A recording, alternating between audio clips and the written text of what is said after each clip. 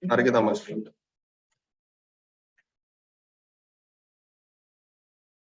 Kami bersyukur pada hari ini kami akan mempelajari satu firman yang sangat susah untuk diterima dalam hati dan pikiran orang-orang beragama.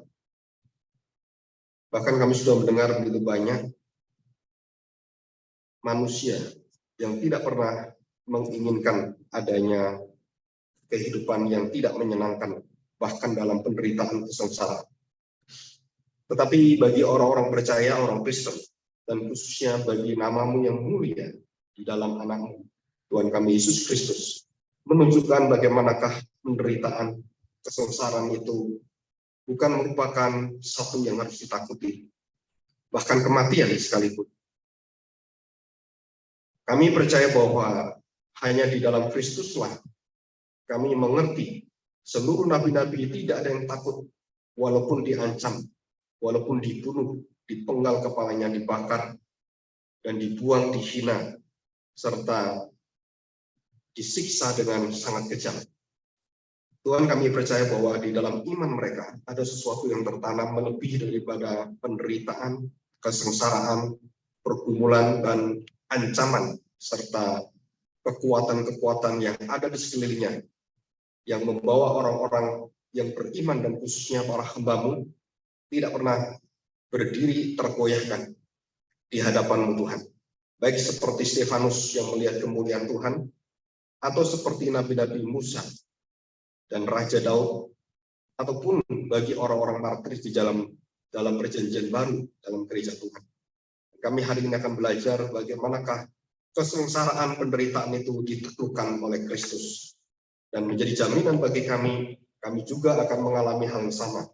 Kami juga akan mampu melewati dan mengalahkan seluruh penderitaan dengan sukacita yang lebih dari seluruh penderitaan itu. Terima kasih Bapa untuk kemuliaan besar di dalam Kristus anakmu.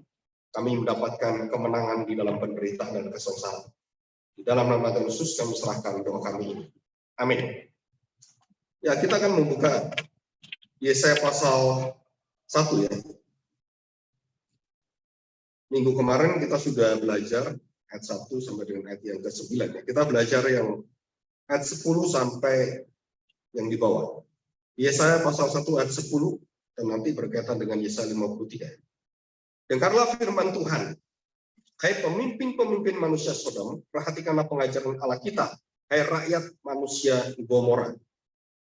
Saudara, dua perkara ini kemarin kita bahas. Pemimpin-pemimpin diminta mendengarkan firman Tuhan, dan rakyat atau jemaat diminta untuk memperhatikan pengajaran. Jadi kelemahan dari jemaat itu sebenarnya apa? Sampai mereka jadi seperti manusia Gomora. Itu karena tidak menyukai pengajaran. Tidak menyukai kebenaran yang diajarkan. Jadi mereka menjadi manusia Sodom Gomora. Dalam arti bahwa hati mereka, khususnya rakyat ini ya, jadi jemaat secara umum atau orang Kristen secara umum adalah mereka jika tidak setia dalam pengajaran, itu ujungnya jadi manusia Gomora. Dan mereka akan menentang Tuhan. Jadi di dalam gereja atau dalam bangsa Israel itu sudah tidak ada kesukaan terhadap firman Tuhan, itu kematian di depan mata. Jadi bukan karena ibadahnya yang bagus, bukan karena ritual-ritualnya itu, enggak. Dan itu sangat indah sekali pada saat itu ya. Jadi pada saat Yesaya itu, ibadah itu megah sekali. Sangat megah sekali. Tapi Tuhan merasakan kejijikan yang luar biasa. Dan dikatakan oleh Tuhan, kamu seperti Sodom. Nah, orang-orang yang mempunyai rohani seperti Nabi, itu tahu kondisi kerohanian gereja. Tetapi orang-orang yang tidak diberi kemampuan itu, nggak bisa tahu. Sebagai pelihat. Itu sebagai pelihat. Jadi seorang Nabi sebagai pelihat itu tahu apa yang terjadi, apa yang dihadapi, dan kerusakan daripada pemimpin sampai kepada jemaat rakyatnya, bangsa Israel itu. Dia tahu betul rusaknya itu apa, karena Tuhan yang kasih tahu. Jadi kalau bukan Tuhan nggak bisa. Ya. Oke, ayat 11. Untuk apa itu korbanmu yang banyak-banyak menutupi dosamu, supaya Tuhan tidak menghukum kamu? firman Tuhan, aku sudah jenuh, dalam arti itu muak, akan korban-korban bakaran berupa domba jantan dan akan lemak dari anak lembu gemukan, darah lembu jantan dan domba-domba dan kambing jantan tidak kusukai. Kenapa, saudara? Ya tadi itu, pemimpin dan rakyatnya tidak mendengarkan firman Tuhan dan tidak mau diajar oleh kebenaran. Menjadi pemimpin seperti Sodom dan jemaat seperti Gomora. Apabila kamu datang untuk menghadap di hadiratku, siapakah menuntut itu daripadamu? Bahwa kamu menginjak-injak pelataran bait suciku. Jangan lagi membawa persembahanmu yang tidak sungguh. Nah, dikatakan di sini tidak sungguh adalah berkaitan dengan hati, bukan berkaitan dengan banyaknya korbannya, kegiatannya, acaranya, bukan. Tapi ini adalah hatinya. Dikatakan di sini. Ya. Bahwa apabila aku datang untuk menghadap di hadirat, apabila kamu ya datang untuk menghadap di hadiratku, siapakah yang menuntut itu daripadamu? Bahwa kamu menginjak-injak pelataran bait suciku. Janganlah lagi membawa persembahanmu yang tidak sungguh. Sebab, sudah tahu, diilustrasikan dengan apa? Baunya adalah kejijikan. Kalau kamu merayakan bulan baru dan Sabat, atau mengadakan pertemuan-pertemuan, aku tidak tahan melihatnya. Bayangkan, semakin saudara rohani, semakin rajin, semakin Tuhan muak. Kenapa bisa seperti itu? Dan Tuhan katakan, aku tidak tahan melihatnya. Saudara, kalau saudara lihat orang-orang beribadah agama lain gitu ya, saudara merasa, wah bagus ya, Pak, agama itu lebih baik dari kita. Berarti saudara nggak ngerti hati Tuhan. Kenapa? Tuhan itu muak sekali dengan mereka loh. Kok orang Kristen, apalagi pendeta mengatakan sampai mewawancarai tokoh-tokoh orang seperti itu dan mengaguminya. Itu otaknya terbalik, hatinya terbalik. Kemarin ada YouTuber wawancarai seorang tokoh agama. Dia mengagumi.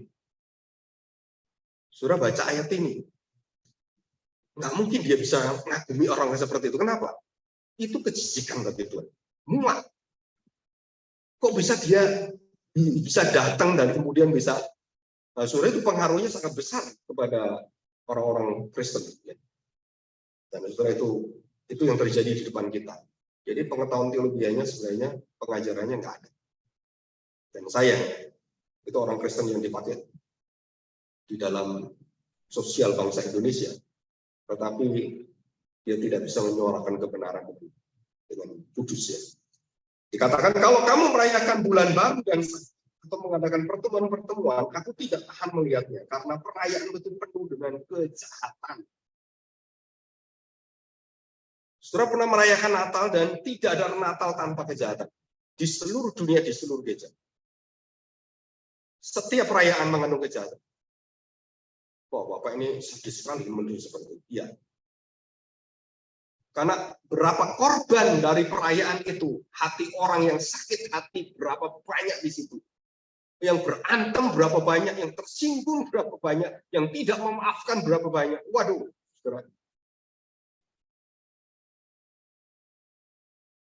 Itu sulit sekali. Perayaan-perayaan yang megah seperti itu.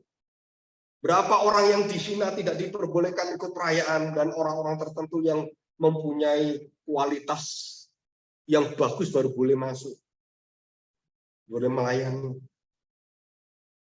Saudara, itu kejahatan semua. Bagaimana Tuhan Yesus melayani? Dia tidak melayani di bait Allah. Dia melayani di kuburan.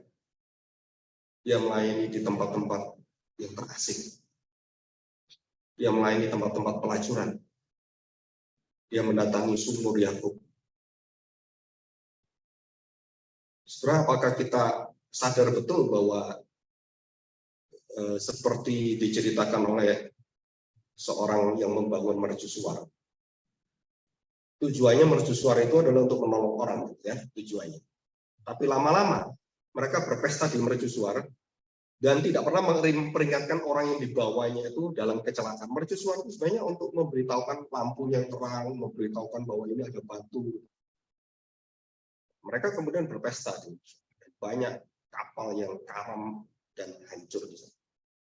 Dan mereka tidak mau tahu, menikmati mercusuar. Dan saya pernah mendengarkan beberapa pendeta seperti Eka Dharma Putra, Robi Chandra, dan beberapa pendeta GKI yang pernah berkhotbah dengan keras sekali kepada gereja GKI. Dan mereka sebagian sudah mati. Tapi kenyataannya yang kita lihat sama aja. Nggak ada perubahan gereja-gereja itu. Nggak ada perubahan. Kita juga sama. Apakah hidup saya juga nggak ada perubahan dengan perayaan-perayaan kegiatan kita? Itu kita harus teliti sendiri. Coba kita lihat 14. Perayaan-perayaan bulan barumu dan pertemuan-pertemuanmu yang tetap, aku benci melihatnya. Saudara, kata-kata Tuhan itu cepu, muak, jijik, benci.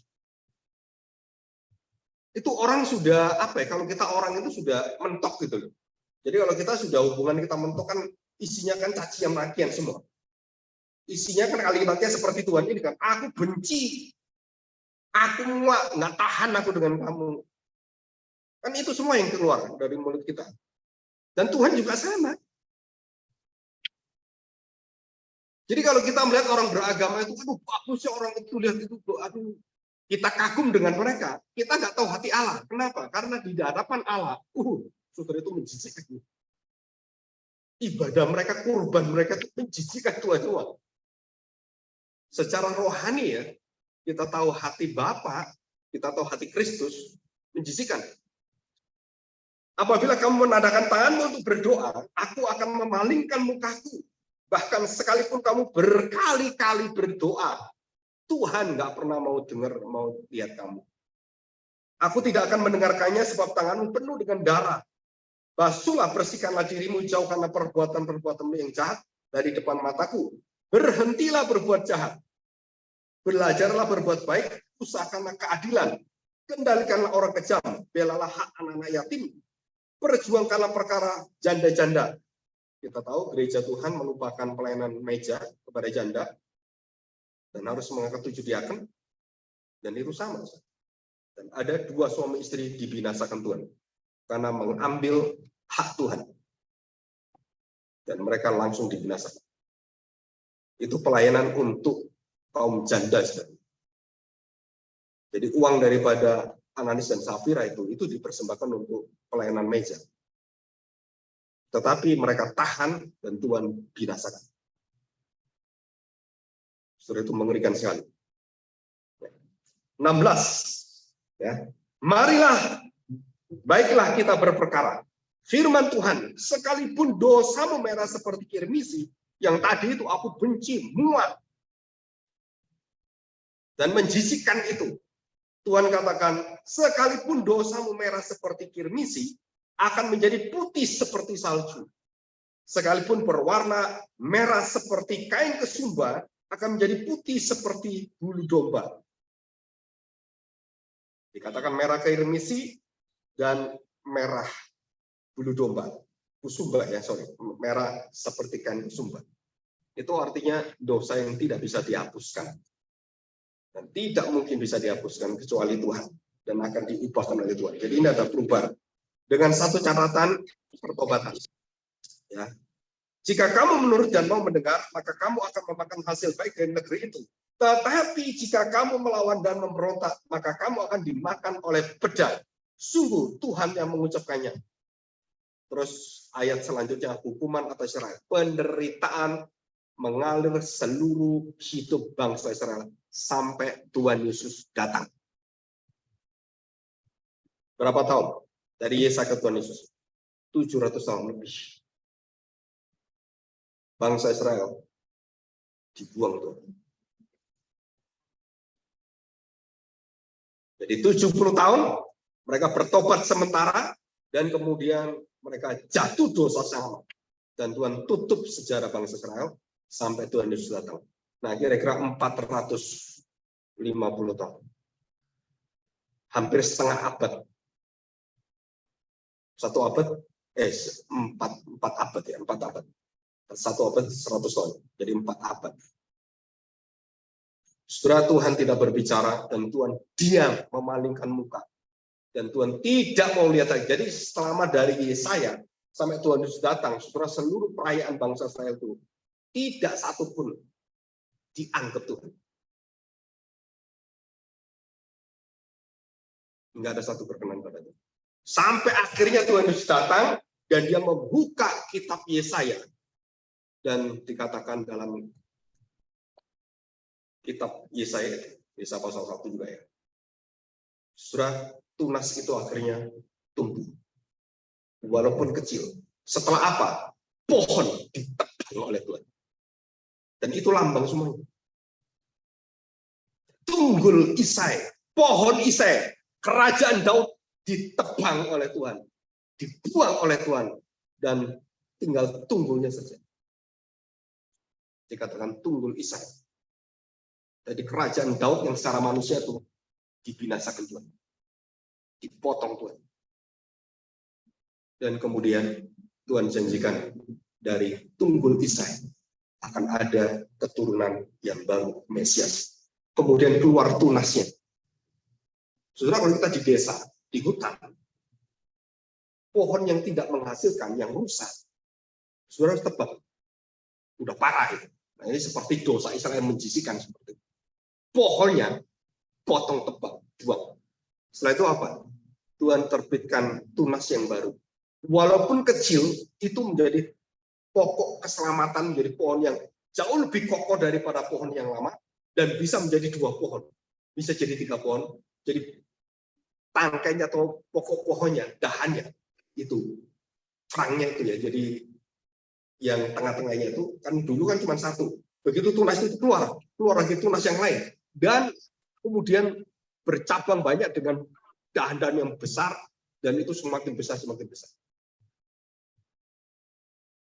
Saudara, dikatakan tunggul Isai itu artinya bahwa kerajaan dari Daud itu dibuang Tuhan dan diganti dengan kerajaan Daud yang baru, Daud yang selama-lamanya. Dan tahta Daud tidak akan turun selama-lamanya. Bukan Daudnya, tetapi ya,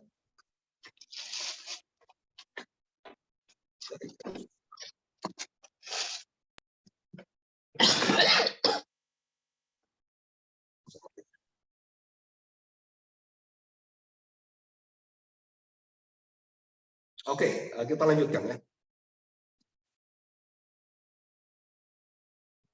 Nah, saudara perhatikan baik-baik. Yesaya adalah seorang penlihat, peramal. Bukan peramal secara paranormal, bukan ya. Tetapi lebih tepat dikatakan pelihat. Saudara, artinya apa? Jadi mata dia secara iman dan penglihatan yang Tuhan berikan, itu persis sama akan terjadi dengan kondisi disebabkan karena dosa bangsa Israel yang ada pada saat itu. Apa dosa bangsa Israel saat itu adalah, saudara perhatikan baik-baik, mulai dari pekerjaannya, mulai dari ibadahnya, mulai dari pemimpin dan seluruh bangsa itu bobroknya luar biasa. Dan apa bobroknya? Bukan kegiatan rohaninya, bukan kegiatan hari Sabatnya, bukan ritualnya, atau hal-hal yang bersifat sebagai organisasi itu, atau boleh katakan ya tradisi yang perayaan, bukan. Tapi yang rusak adalah pikiran mereka dan hati mereka yang ada di dalam. Apa itu yang ada di dalam? Dosa merah seperti kirmisi. Atau boleh dikatakan yang lain, seperti kain gombal yang kotor. Biasa juga memakai itu. Atau boleh dikatakan sebagai yang merahnya seperti kesumba. Atau Tuhan memberikan yang lain. Perak yang bercampur dengan timah. Dan harus dikasih soda, air soda itu ya. Supaya bisa dihancurkan dan dipisahkan dosa itu dari perak itu. Timahnya dari perak. Surah ini melambangkan apa? Melambangkan dosa sudah melekat dan tidak bisa diubahkan, dan hanya karya Tuhan yang bisa lakukan ini. Dan siapakah yang memulai itu, karya itu? Sudah dimulai dengan waktu Tuhan Yesus setelah melakukan mujizat yang banyak di Kapernaum. Beberapa mujizat. Dan kemudian yang datang ke Nazaret. Netzar, Nasar. Apa arti kata Nazaret? Netzar. Netzar itu apa? Tunas.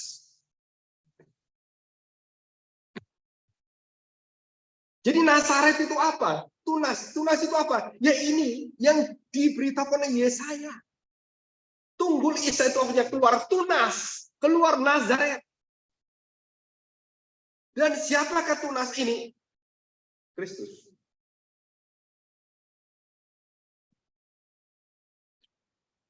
Saya paling kagum itu waktu saya mempelajari firman Tuhan arkeologi teologi. Dan saya masuk kelas itu, saudara. Saya nggak pernah menyangka. Saudara. Tapi setelah saya mendapatkan Christ Center dalam pikiran saya, dalam hati saya, dalam teologi saya, dan waktu dijelaskan semuanya itu, dan waktu mereka mengatakan setiap tempat, setiap arkeologi yang ada, dan juga situs-situs yang ada, itu mengandung kebenaran teologi yang begitu dalam. Saya nggak ngerti. Kenapa nggak ngerti? Karena memang nggak ngerti.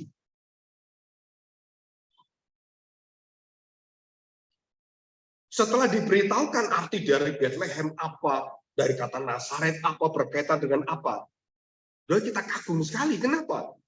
Begitu rincinya, begitu detailnya, begitu presisinya, rancangan Tuhan dan ketetapan Tuhan, sampai ke detail-detail, sampai ke pohonnya, sampai ke ilustrasinya, sampai terjadinya persis.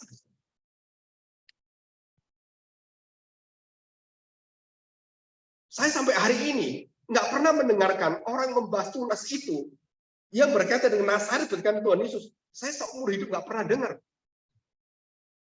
Khotbah nggak pernah dengar. Kenapa? Karena tidak menemukan rahasia center itu. Nah, setelah menemukan itu baru bisa membongkar itu semuanya. Dan semua khotbah-khotbah yang ada, saudara, itu ada khotbah yang sistematik, ada khotbah filsafat, khotbah secara psikologi. Saya dengarkan khotbah pendeta-pendeta yang luar biasa dipakai Tuhan. Wah, pendeta ini khotbahnya psikologi isinya semuanya. Ini khotbahnya sistematik. Ini khotbah. Dan saya cari yang khotbah secara Puritan, evangelical, pure. Jarang.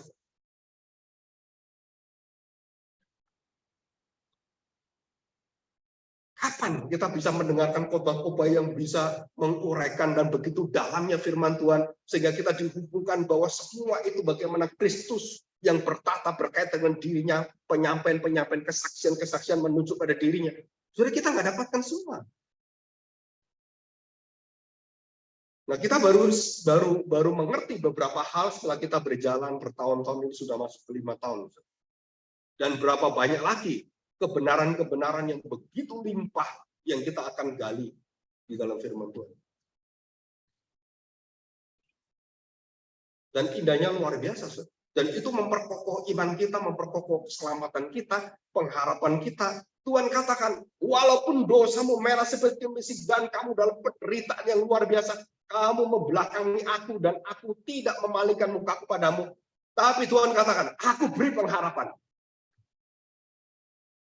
Di dalam penderitaan itu, aku sengaja hancurkan kamu, aku sengaja buang kamu, aku hajar kamu dengan satu tujuan. Kamu anakku. Saudara, kalau saudara pernah anak pernah salah. Saudara, kalau zaman sekarang ini, Alkitab mengatakan pakai rotan. Ya kan? Rot. Gebuk gitu kan. Nah, saudara, rot itu, nah ini kembali lagi, saya ingetin, kuliah dulu. Rot itu diambil bukan dari dahan, tapi dari tunggul, tarik. Jadi Tuhan Yesus untuk bikin rot, tongkat gembala, itu bukan dahan. Banyak orang salah. Bukan, saudara. Itu tongkat harus dari tariknya. Tunggulnya. Dan itu mengandung kebenaran-kebenaran. Kita pikir tongkat ya tongkat gembala gitu. No, itu ada teologi semua. Ada artinya semua. ada kedalamannya. Cuman kita kurang pengetahuan, kurang menggali. Dan memang tak banyak hamba Tuhan menggali itu. Dan waktu kita memakai rod itu, kenapa rod itu dipakai? Saudara, menunjukkan satu hati Tuhan yang tidak berubah dan mengatakan waktu dipukulkan ke anak itu, aku mengasihi engkau, bukan benci kamu. Nah, itu tujuan dari pukulan Tuhan. Jadi waktu kita mukul anak kita tuh emosi loh. Buang emosi kan? Tuhan enggak. Waktu pukul anak dia keluar dengan kasih sayang dalam, aku mengasihi kamu.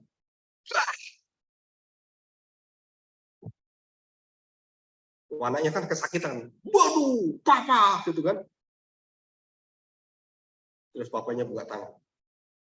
Kamu anak. Dirangkul anaknya. Marah nggak anaknya? Ayo, cobain nanti di rumah. Gebukin anak. Ya bener nih. Pukul yang keras. Terus kamu buka tanganmu. Kamu kasih dia. Itu beda sekali. Kamu gebuk. Nah, lu ya gebukin. Itu marah. Gitu kan? Tuhan nggak seperti itu. Tuhan marah luar biasa. Sebelum ini marah kan? Begitu gebuk, dia buka kasihnya. Dia pukul. Setelah itu dirangkul anaknya. Langsung anaknya tahu. Ya saya salah. Dia tahu langsung. Nah sekarang ini secara hukum, kita nggak boleh mukul orang sembarangan. Kenapa bisa dipenjara gitu kan? Jadi secara hukum beberapa hal, saudara, kebenaran Alkitab itu kadang-kadang ditutup dan kemudian dibendung oleh hukum manusia. Jadi orang Israel sudah terbiasa mendidik anaknya dengan, kalau anak nakal, gebuk. Saya dulu waktu nggak bisa ngapalin gitu ya. 1 + 1, 2, 2 + 2, salah. Itu garis yang panjang dari kayu. Itu kena kepala kita. Tok. Oh iya. Apalin lagi, apalin. Salah lagi. Tok, gitu kan. Bahwa sekarang main gitu guru masuk penjara. Tak tuntut kan. Padahal itu nggak ada pola yang bisa menjadi kriminal karena dia mendidik dengan kasih dan mendidik untuk menjadi baik. Bukan tujuan untuk marah, bukan tujuan untuk membunuh. Dan motivasinya beda. Dan hukum tidak bisa membedakan motivasi. Hukum hanya melihat tindakan selesai. Dan itu hancurnya hukum. Hukum tanpa kasih mematikan semua. Dan itu Alkitab katakan demikian. Oke, kita lanjutkan. Saudara, kita lihat Yesaya 53. Ya, kita sambung dari Yesaya 53. Ayat yang pertama. Saya bacakan ya. Siapakah yang percaya kepada berita yang kami dengar? Dan kepada siapakah tangan kekuasaan Tuhan dinyatakan? Dan ini ada dalam Yohanes 12 ayat 38. Supaya genaplah firman yang disampaikan oleh Nabi Yesaya. Tuhan, siapakah yang percaya kepada pemberitaan kami? Dan kepada siapakah tangan kekuasaan Tuhan dinyatakan? Yohanes 12 tadi ya. Ayat yang kedua, sebagai taruk ia tumbuh di hadapan Tuhan. Dan sebagai tunas, Nazaret, Netzer, tunas. Dari tanah kering ia tidak tampan. Dan semaranya pun tidak ada. Sehingga kita menganggap dia, memandang dia, menginginkan dia. Tidak ada sesuatu pun, tidak tampan. Sehingga kita bisa memandang dia. Dan rupa pun tidak, sehingga kita menginginkannya. Jangan sekali-kali membayangkan Tuhan Yesus seperti BTS, ganteng-ganteng. Tuhan Yesus tidak ganteng. Karena tampaknya tidak tampan. Jadi kalau Tuhan Yesus digambarkan ganteng gitu, itu salah pasti. Tuhan Yesus jelek ya salah juga. Artinya mukanya itu tidak memiliki bisa menarik orang. Bagaimana itu? Nanti ketemu Tuhan Yesus. Kan kita belum ketemu Tuhan Yesus semua. Rupanya bagaimana? Apalagi di kayu salib. Wah, nggak ada yang mengingininya. Muka yang sangat hina. Dan semua orang itu buang muka semua. Nggak tatap muka, buang muka. Kawan tatap muka kan buang muka. Ayat yang ketiga. Ya, tidak diingini, tidak memandang dia. Ayat ketiga, ia dihina, ia dihindari orang, seorang yang penuh kesengsaraan, dan yang biasa menderita kesakitan, ia sangat dihina, sehingga orang menutup mukanya terhadap dia, dan bagi kita pun dia tidak masuk hitungan. Tetapi sesungguhnya penyakit kita yang ditanggungnya, dan kesengsaraan kita yang dipikulnya, padahal kita mengira dia kena tulah, dipukul dan ditindas Allah. Karena menghina Allah, dipikir ini orang terkutuk. 5, tetapi dia tertikam oleh karena pemberontakan kita, dia diremukkan oleh karena kejahatan kita. Ganjaran yang mendatangkan keselamatan bagi kita ditimpakan kepadanya, dan oleh bilur-bilurnya kita menjadi sembuh. Kita sekalian sesat seperti domba, masing-masing kita mengambil jalannya sendiri, tetapi Tuhan telah menimpakan kepadanya kejahatan kita sekalian. Dia dianiaya, tetapi dia membiarkan diri ditindas, dan tidak membuka mulutnya seperti anak domba yang dibawa ke pembantaian, seperti induk domba yang keluh di depan orang-orang yang menggunting bulunya. Ia tidak membuka mulutnya. Sesudah penahanan dan penghukuman ia terambil, dan tentang nasibnya siapakah yang memikirkannya? Sungguh ia terputus dari negeri orang-orang hidup, dan karena pemberontakan umatku ia kena tulah. Saudara, saya tanya, apakah ini satu jalan satu-satunya untuk orang selamat?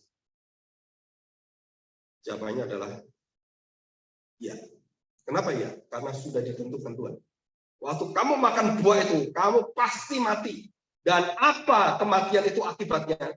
Dia beritahu kepada Hawa. Akibat daripada dosa Hawa, kamu mengalami ini. Adam, kamu mengalami ini. Dan semua dalam hidupmu onak dan duri. Dan tidak ada suatu kebaikan dalam hidupmu. Dan jangan salahkan Tuhan. Kalau kita sakit, kita mengalami banyak hal kesulitan-kesulitan. Itu bukan salah Tuhan. Itu karena dampak dosa dalam hidupmu. Jadi kenapa hidup kita ini susahnya setengah mati? Baik itu hubungan kita, hubungan semua yang ada itu harus dibangun dengan satu kekuatan kasih Tuhan. Karena semua sudah rusak luar biasa. Dan kita akan mengalami hubungan yang rusak ini. Kita akan mengalami penderitaan, tertekan, dan banyak dosa-dosa akibatnya kita terima. Kesengsaraan, penderitaan, tertekan, dan semua dosa itu ada di hidup kita. Saya pernah bertemu seorang pendeta umur 70 tahun. Pada waktu dia umur 30 tahun, dipakai Tuhan luar biasa. 40 tahun dia masa jaya, dan 50 tahun dia masa matang terakhir. 60 tahun dia pensiun. 70 tahun dia jatuh rohaninya.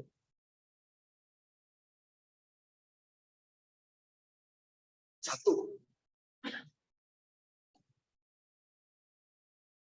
Dan dia mengatakan satu kalimat yang terjadi, yang pernah dikatakan oleh William Carey, David Livingstone, termasuk John Wesley, atau beberapa orang-orang yang ternama. Apa yang dia rasakan? Saudara, dia merasakan pada waktu puncak, dia ingin melayani, semua seolah-olah menghina dia. Kamu sudah nggak bisa lagi, kamu udah pensiun. Kamu nggak boleh lagi di sini. Saudara pernah tahu kasusnya Pak Yusuf Susatga? Yang oleh gerejanya kemudian dilarang ke gerejanya, di mana dia melayani 50 tahun di gereja itu. Bayangkan.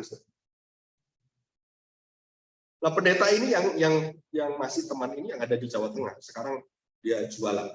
Ya, nggak tahu sudah meninggal atau dia jualan di rumah itu dia jual.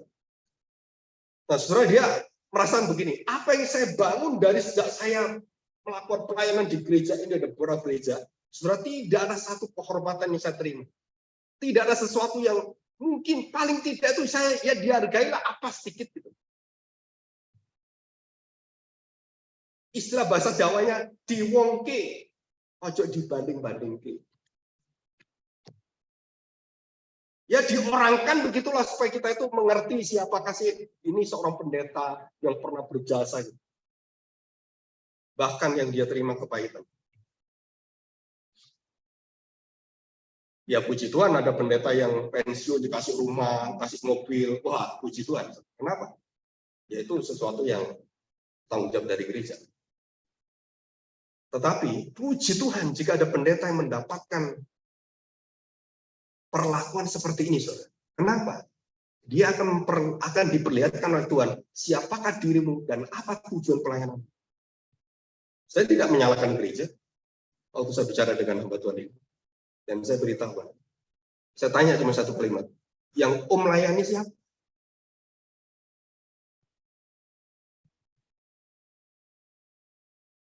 Dia berhenti berbicara. Yang kamu layani siapa? Kalau kamu merasa saya nggak dihormati, saya nggak dianggap, kenapa saya seperti ini? Loh, Om itu melayani siapa?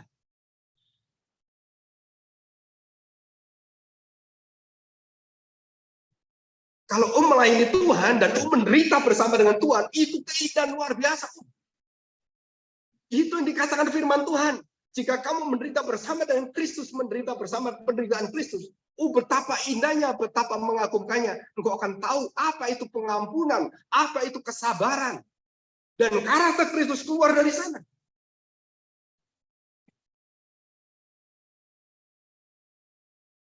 Memang secara senioritas, ya, pendeta ini jauh lebih dari saya. Tapi secara rohani, baru anak kecil, baru tumbuh. Bayangkan, udah hampir 30 tahun jadi pendeta, rohaninya bisa cuman kayak anak bayi baru lahir. Seperti Nikodemus, yang melihat semua secara fisikal, penghargaan secara manusia.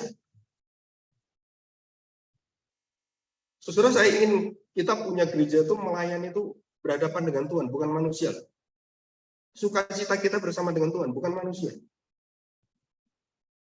Kita nggak boleh mengukur manusia, oh kamu melayani kayak gini-gini. Nggak boleh.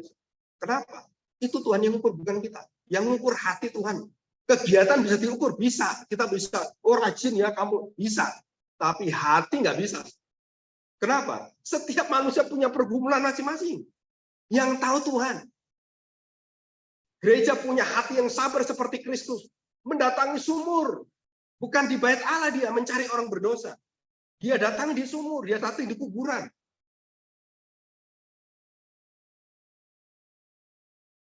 Dan di situ rela dia menderita, dia rela haus, dia rela semuanya. Dan Tuhan melakukan itu, dia punya resiko. Saudara. Seluruh keinginan dirinya, kepentingan dirinya, itu sudah kosong. Nggak ada. Nah di situ kemuliaan Injil itu muncul keluar.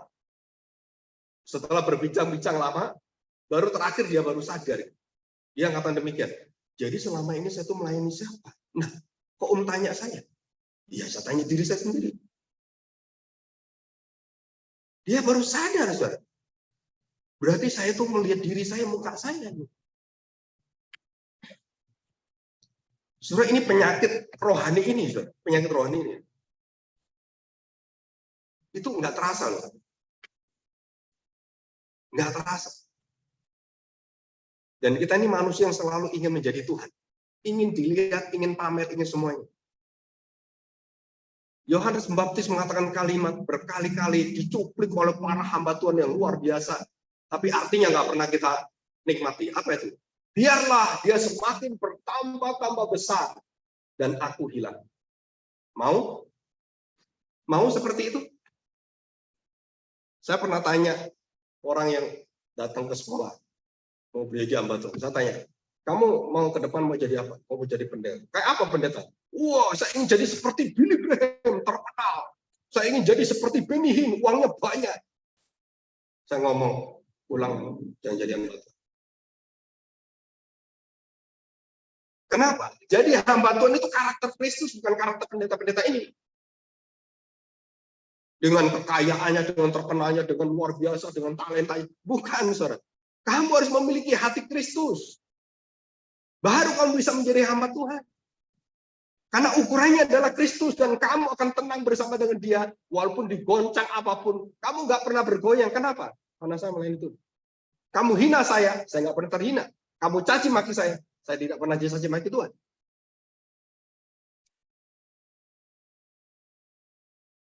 Jadi apa yang disebabkan seperti itu? Dosa itu merusak kasih Tuhan, kasih Kristus. Itu memperbarui, itu membangun, memulihkan. Jangan kita merusak seperti dosa yang ada dalam diri kita. Hubungan sesama kita, hubungan keluarga, itu bukan hubungan untuk dirusak, hubungan untuk diperbaiki, untuk harmonis di dalam kasih Allah. Bukan semakin dipisah, bukan semakin kita dijauhkan daripada orang-orang di dalam keluarga kita. Bukan, saudara. Semua tujuannya adalah untuk mengikat kita dalam kasih yang kekal abadi itu. Coba kita lihat sekarang ya. Relasi pemulihan dari Allah di dalam janji bangsa Israel. Yang pertama, Allah membuat penderitaan. Hati dia yang marah. Itu sebagai tanda petik istilah bahasa Alkitabnya tuh saya pakai bahasa sehari-hari, amplas. Tahu amplas? Ya, pernah ketok kuku nggak? Terus tiba-tiba, aduh kok tajam ya? Kukunya kok tajam? Kenapa? Karena terlalu tajamnya itu, gunting kuku itu. Saudara, kuku kita itu tajam. Terus bagaimana supaya tajam? Nah, gunting kuku pasti dikasih amplas. Betul kan? Gunting kuku itu loh. Buka, pasti ada amplasnya kan? Yang kecil itu. Betul nggak? Nggak pernah ketok kuku ini. Pasti ada kan? Yang ada kayak kasarnya itu. Nah, itu untuk menghaluskan kuku kita. Boleh gunting, tapi nggak boleh melukai. Dan harus diamplas. Nah, Tuhan mengatakan bahwa aku akan mengamplas bangsa Israel. Aku akan mengamplas kamu yang kasar, yang tajam, menusuk hati. Itu kata-kata semua itu diamplas, diganti dengan kata-kata yang membangun. Dan itu tujuan Tuhan. Dan berapa banyak kita berbicara, itu nggak banyak membangun tapi merusak.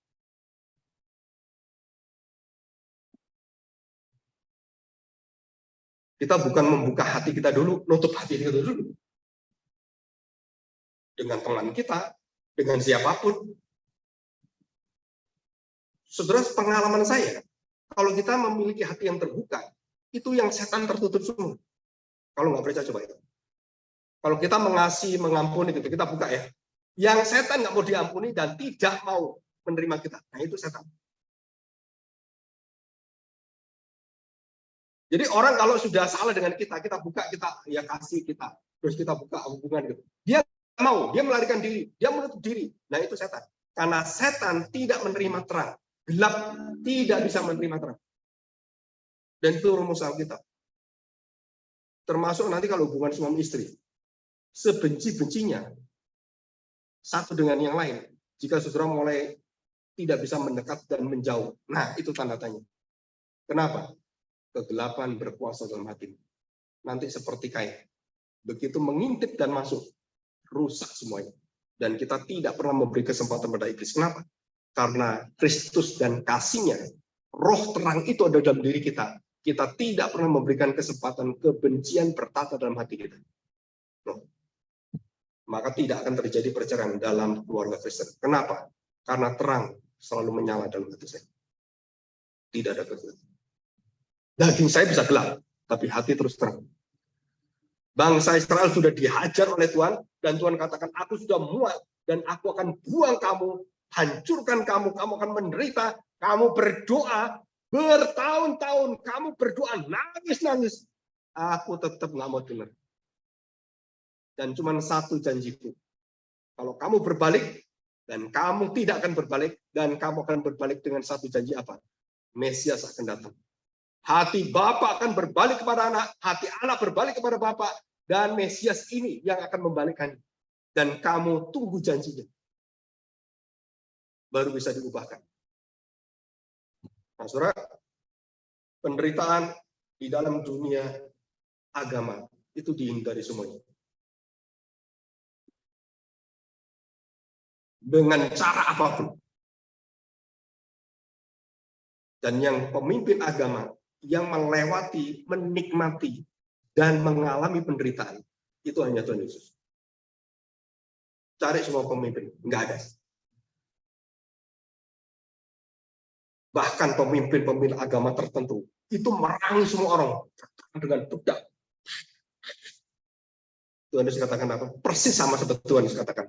Pemerintah memakai pedang gada besi, tapi anak manusia memakai kelemahan lembutan. Saudara, dalam pelayanan dalam keluarga, saudara pakailah hati Kristus. Bukan pedang, bukan gada, bukan dengan kekuatan kemar, bukan. Tapi dengan kesabaran, kelemah lembutan, dan membangun hati yang mengasihi. Wah, saudara, itu kuasanya. Setan pun lari. Di situ, ya. Oke. Peranan dan fungsi tujuan dari penderitaan. Ini agak cepat aja ya. Coba kita lihat. Yang pertama, kita lihat dalam 2 Korintus ya. Ini pengalaman dari Rasul Paulus. 2 Korintus pasal 8 dan 9. Pasal 4 ayat 8 dan 9. Perhatikan, saudara. Saya mungkin selama ini belum mengalami seperti Paulus. Kita semua sama. Tapi Paulus paling lengkap mengalami penderitaan, kesengsaraan dalam pelayanan. Perhatikan ya. Dalam segala hal, kami ditindas, namun tidak terjepit. Kami habis akal, namun tidak putus asa. Kami dianiaya, namun tidak ditinggalkan sendirian. Kami dihempaskan, namun tidak binasa. Ini kapal karam, dihempaskan. Tapi dia nggak binasa. Kami senantiasa membawa apa, saudara? Apa yang kita bawa? Dalam seluruh pelayanan kita. Dalam hubungan keluarga kita. Perhatikan. Kami senantiasa membawa kematian Kristus dalam tubuh kami. Supaya kehidupan Yesus menjadi nyata di dalam tubuh kami. Jadi apa fungsi penderitaan ini? Saudara membawa seluruh apa yang ada, berbagai perspektif emosi, perasaan, mental, dan semuanya. Rasul Paulus itu digoncang semuanya. Tetapi saudara tahu, dia cuma satu bertahan dan dia tidak bisa dijatuhkan lagi. Apa yang dipertahankan? Dia membawa seluruh penderitaan kepada kematian Kristus. Jadi kuncinya cuma satu, saudara. Penderitaan Kristus, kesengsaraan Kristus menjadi satu kekuatan, dan kita tuh melihat penderitaan kita, lihat penderitaan Kristus, nggak sebanding. Kemenangan Kristus menjadi jaminan kita. Bagaimana saya bisa mengalahkan dosa orang-orang sekeliling kita? Bagaimana saya bisa mengalahkan penyakit yang membunuh saya? Timothy Keller habis di kemoterapi, kansernya itu non-aktif. Dan sekarang dia khotbah di mana-mana. Dan khotbahnya apa isinya? Hampir sebagian besar itu penderitaan, kesengsaraan, dan kesusahan dalam pelayanan. Ini terakhir Timothy Keller. Karena dia mengalami itu dan dia tahu dia pasti akan mati. Karena kanker itu ujungnya adalah kematian. Jenis apapun. Seluruh kanker itu kematian. Dan kemudian orang tanya, kenapa kamu tidak mengharapkan dirimu itu disembuhkan? Dia mengatakan, saya tidak mengharapkan saya tidak disembuhkan. Dan saya juga tidak mengharapkan Tuhan sembuhkan saya. Tapi saya mengharapkan saya mengerti bagaimana mati bersama dengan Tuhan. Dan hidup bersama dengan Dia. Dan itulah iman yang sempurna seperti yang kita lihat di dalam diri Rasul Paulus. Jadi imannya apa? Dia dikuatkan dan dibangun harapannya bergantung pada Tuhan. Tubuhnya nggak bisa digantungi oleh dia. Pikirannya nggak bisa, dokter nggak bisa, semua nggak bisa. Dia cuma satu. Bahkan dia mengatakan, mati pun setelah itu saya bangkit bersama dengan Tuhan. Apa susahnya? Hidup dan mati sama. Bahkan Paulus mengatakan, mati adalah keuntungan. Hidup juga berkat Tuhan. Jadi hidup dan mati sama-sama. Jadi orang yang punya kekuatan iman Kristen, mau sakit nggak sakit, mau sembuh atau nggak sembuh, dia tetap mengandalkan Tuhan. Nah itu orang Kristen. Tidak bergantung pada apapun. Itu iman yang mengalahkan seluruh daripada penderitaan karena Kristus yang sudah mengalahkan, dan kita diberi iman ini. Dan orang yang bisa beriman, itu orang memiliki Kristus yang punya iman seperti ini. Di luar itu nggak bisa. Sudah tanya semua orang. Termasuk tadi pendeta tadi yang tua ini. Dan waktu dia melihat pelayanan dan waktu saya menceritakan bagaimana arti kata, Bapak udah pernah khotbah ini? Oh pernah. Sekarang coba apa artinya? Yohanes mengatakan dia semakin besar dan aku semakin hilang. Dan Bapak sekarang ingin Bapak yang besar kan? Bapak yang dianggap, Bapak yang dihormati, sudah tua, paling nggak saya diperhatikan. Ya minimal itu dihargai sedikit lah. Dikasih surat gitu lah. Penghargaan sudah melayani 50 tahun, 30 tahun. Sudah tahu itu semua menjijikan di hadapan Tuhan. Kehormatan seperti itu. Tuhan tidak menghormati kita dengan cara-cara dunia.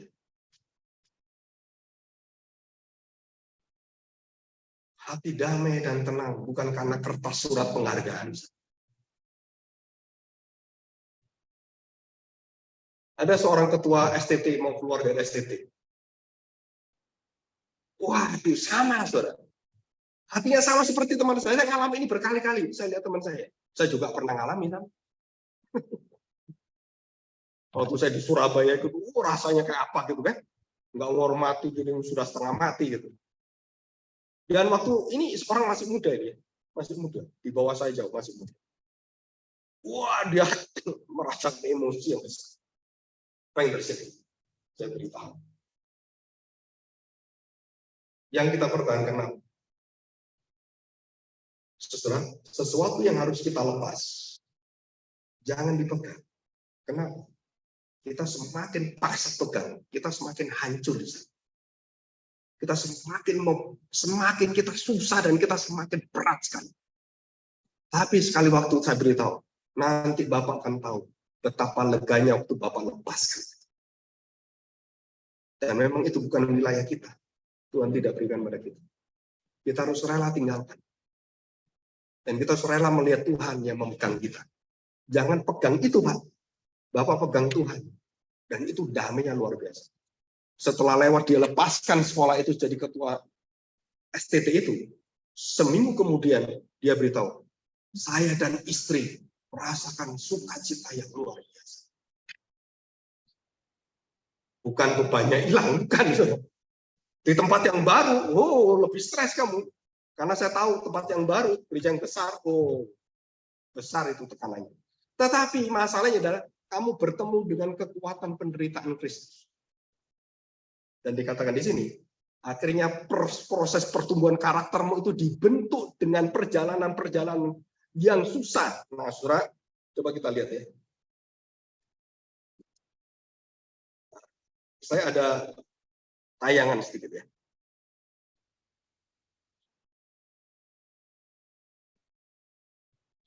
Atau ini masih masuk ya. Arti kata dari kesengsaraan.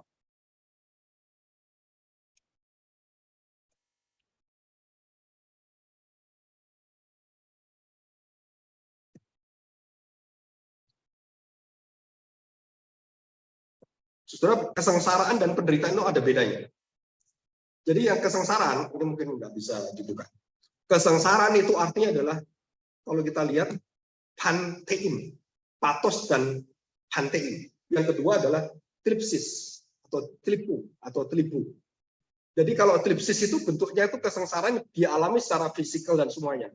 Tapi kalau pantein itu berkaitan dengan proses hati yang terdalam jiwa kita, itu yang sakitnya, pedihnya, itu masuk ke dalam. Nah, itu disebut sebagai penderitaan. Jadi kalau kesengsaraan itu berkaitan dengan hal-hal bersifat fisik. Tapi kalau penderitaan, dia lebih berkaitan dengan jiwa roh kita yang ada kekuatan dan batin kita yang terluka luar biasa. Nah, Tuhan Yesus mengalami bukan tripsisnya, walaupun dia mengalami semua, tapi dikatakan bahwa penderitaannya, kesengsaraan penderitaannya, yang akan menyembuhkan kita adalah jiwa hancur waktu Tuhan Yesus mengalami penderitaan secara manusia itu. Surah ini yang akan membangun seluruh kehidupan iman kita. Jadi maksud saya begini, jika seseorang tidak pernah merasakan kesulitan-kesulitan yang luar biasa dalam hidupnya, dan pernah dihina, istilahnya diejek itu, ditolak. Nah, saudara, kita nggak bisa membangun orang yang pernah merasakan dan pernah jatuh di tempat yang sama, pernah merasakan segala kesulitan itu. Saudara-saudara nggak bisa membangun. Kenapa? Karena kamu harus mengalami dulu. Dan seluruh pertumbuhan iman Kristen adalah mengalami dulu. Saudara, tidak mungkin, mustahil orang bisa membangun hati orang, dia tidak pernah dibentuk oleh Tuhan, itu nggak bisa. Dia bisa berteori seperti dokter dan semuanya, tapi dia tidak bisa membangun iman yang kita kasih. Nggak bisa. Kenapa? Karena relasi yang ada dalam iman Kristen, dalam hubungan kasih Kristen, ada relasi apa yang sudah dirasakan, yang sudah dialami. Nah, ini teologi Puritan ini ada satu teologi sebetulnya sebagai experiential theology. Dan itu penting dalam teologi Puritan, khususnya teologi Reform. Kenapa? Karena mengalami Kristus itu baru bisa dibagikan dan memiliki kuasa yang besar untuk membangun hati manusia. Tanpa itu, kita nggak bisa. Kita hanya membangun otaknya doang. Kita nggak bisa bangun hatinya dan relasinya. Dan itu kegagalan dari gereja Tuhan sepanjang sejarah. Dan itu yang dilihat oleh kaum Puritan waktu gereja-gereja Reform di Jerman, di mana-mana, dan mereka lihat ini banyak kelemahannya. Dan mereka ingin membangun di dalam iman experiential faith. Dan yang memulai itu beberapa tokoh yang luar biasa.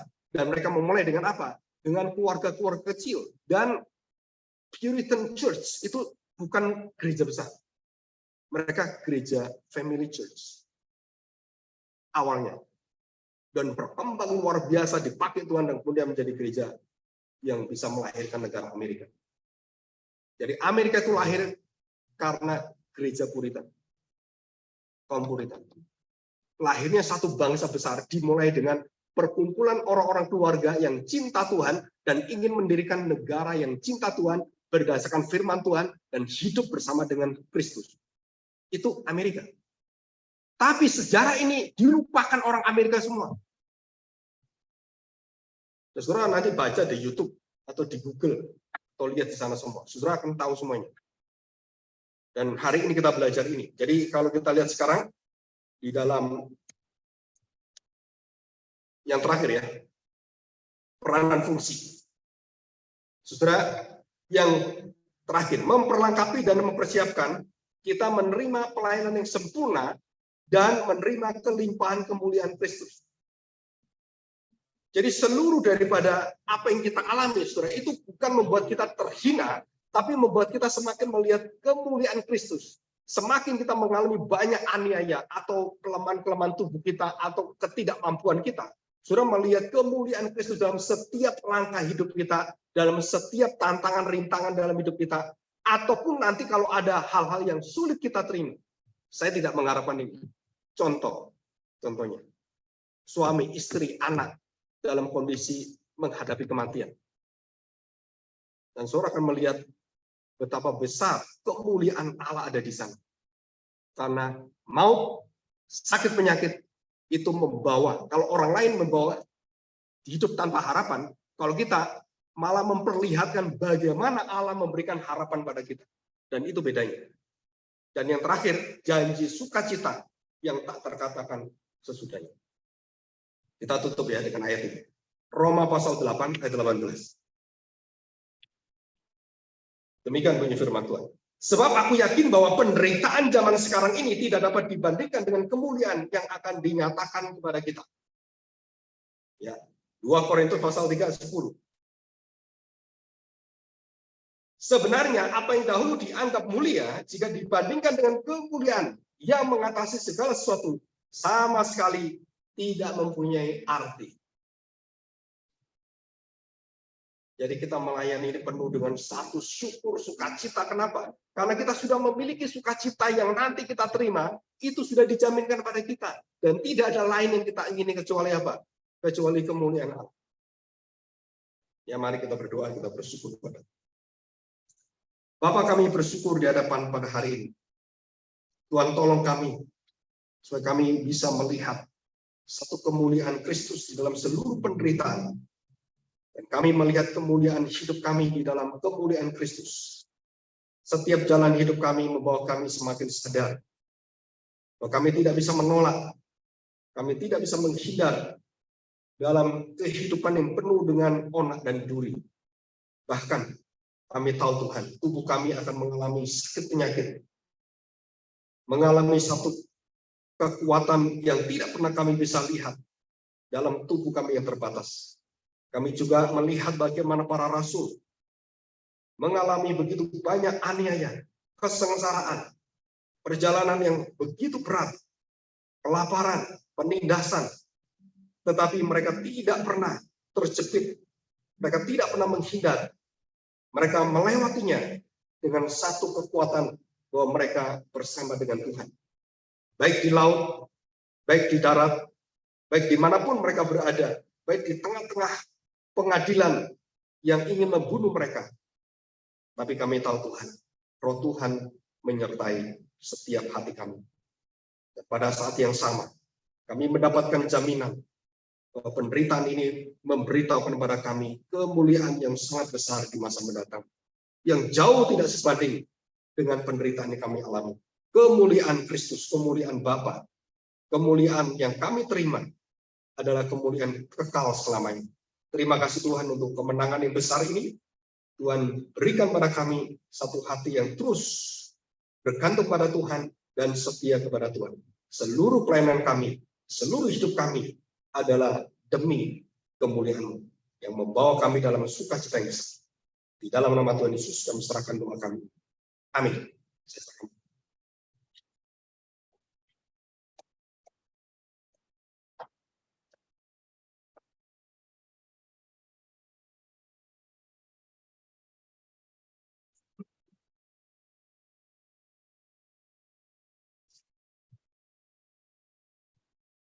Mari Bapak Ibu kita bangkit berdiri sama dengan orang percaya, kita akan mengucapkan pengakuan iman rasuli. Aku percaya kepada Allah, Bapa yang Maha Kuasa dan langit dan bumi. Kepada Yesus Kristus yang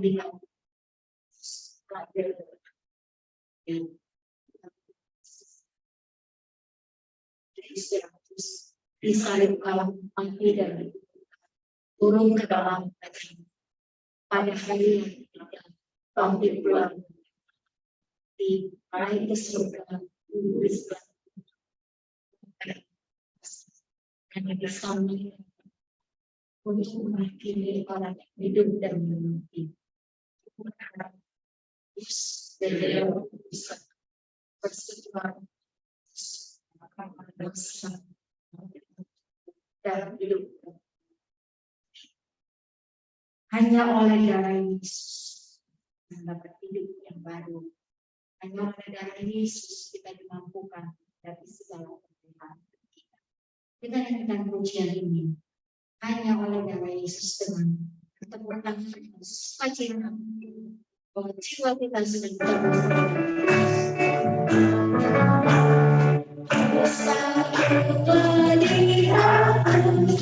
hanya oleh darah Yesus udah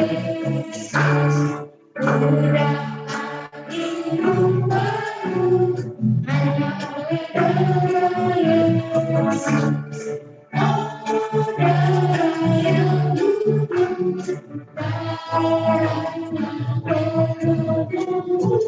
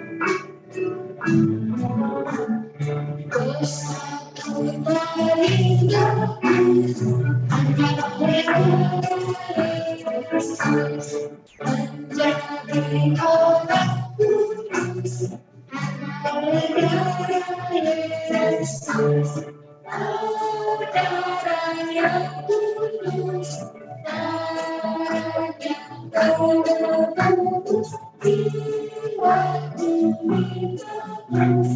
Hanya oleh darah Yesus.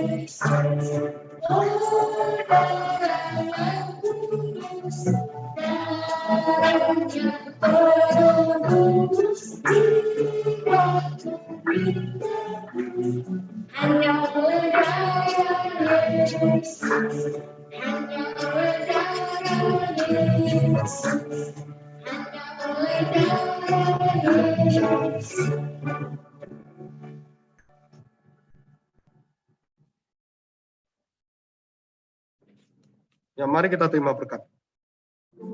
Kami bersyukur di hadapan-Mu, Bapa. Kami sudah mendapatkan satu kemenangan besar. Kami sudah dijamin dan dimeteraikan oleh penderitaan, penganiayaan, kesengsaraan Kristus sampai Dia mati.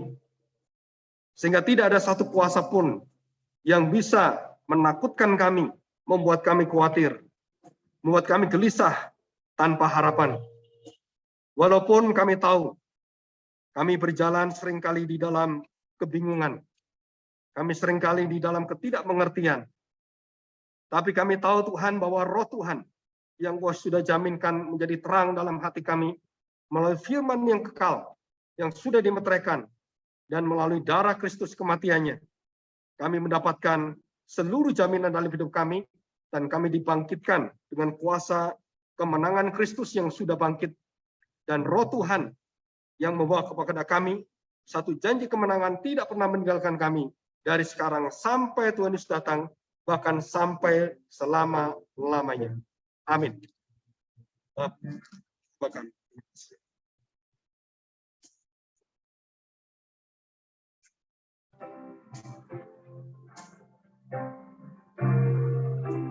Bapa, terima kasih. Bapa, terima kasih. Bapa di dalam surga, ku berterima kasih. Amin. Jemaat Yesus selalu dukung.